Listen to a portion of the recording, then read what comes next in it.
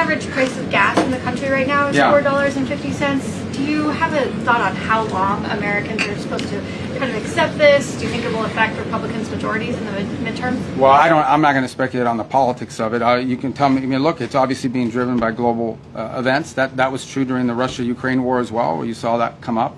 It's look, we don't benefit from the straits as much as other countries. I don't know if you've seen what the gas prices are like in other parts of the world that are really suffering big time.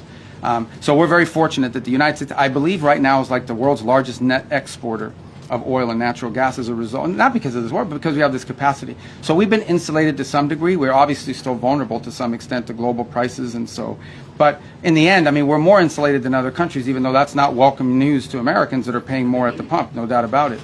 And it certainly is one of the circumstances of it. There are people that were predicting would be much higher at this point, but we're not taking that for granted. Suffice it to say that think about it this way.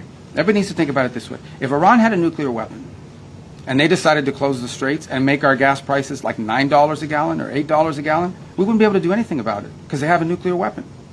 And a nuclear-armed Iran could do whatever the hell they want with the straits, and there's nothing anyone would be able to do about it. And that's one of the many reasons, apart from like the massive loss of life in a nuclear strike, why Iran can never have a nuclear weapon. I mean, so this is an example of, if they had a nuclear weapon, they closed the straits and they would tell the world, what are you going to do about it? We have a nuclear weapon, we can attack you with it.